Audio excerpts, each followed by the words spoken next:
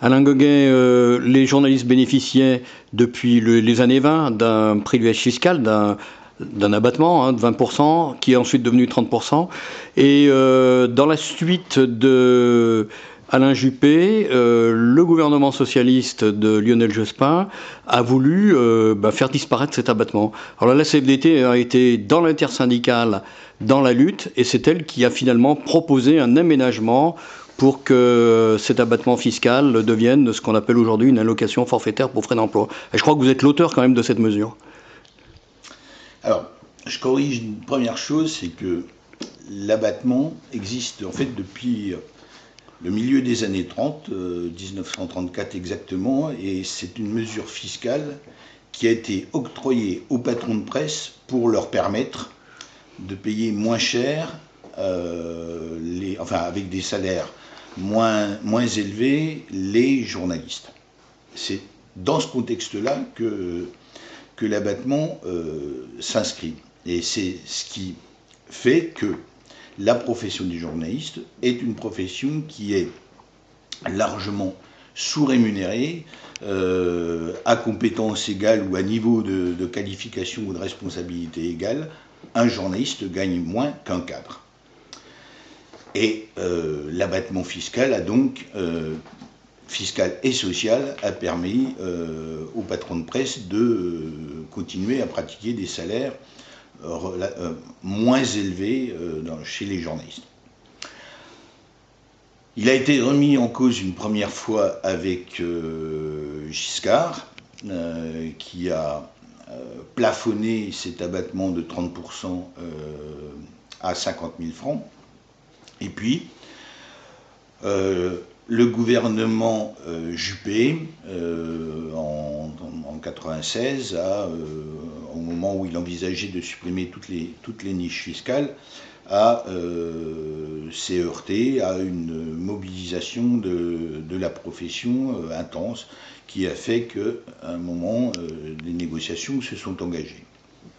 Elles n'ont pas eu le temps d'aboutir, puisque à la faveur de la dissolution, Juppé a été remplacé par Lionel Jospin, qui nous avait promis de ne pas s'attaquer à cet abattement fiscal qui n'était pas un privilège indu, mais qui s'expliquait par des raisons historiques liées à l'émergence de la profession dans les années 30. Mais il se trouve que son ministre des Finances, le ministre Kahn, lui n'avait sans doute pas entendu la promesse de campagne de Lionel Jospin, et il a envisagé de supprimer l'abattement fiscal des journalistes.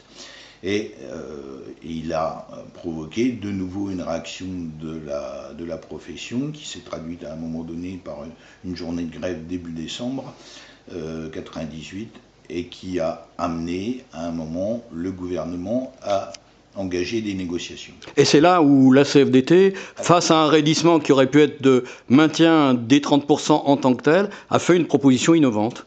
Voilà.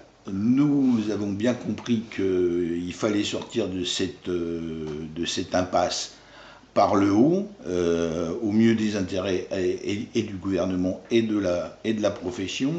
Et en même temps, on entendait le discours sur le caractère injuste ou injustifié de cet abattement.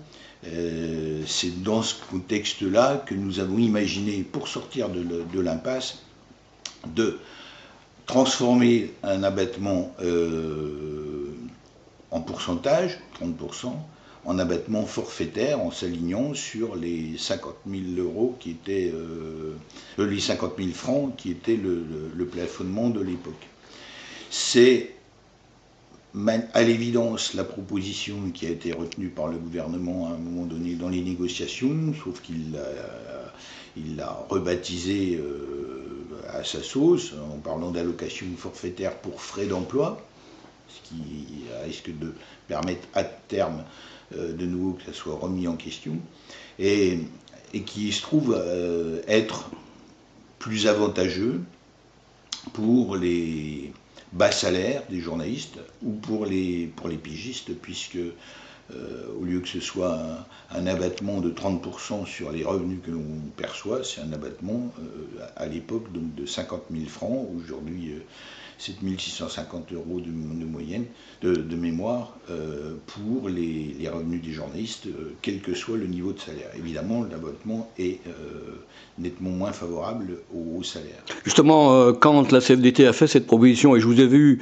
préparer les dossiers et les calculs, il y avait bien en tête justement les basses catégories, enfin les bas salaires chez les journalistes, et chez les pigistes en particulier. C'était notre préoccupation principale de faire en sorte que ce soit les plus bas revenus de la profession et dont les pigistes qui réussissent à s'en sortir le mieux possible. Et il se trouve que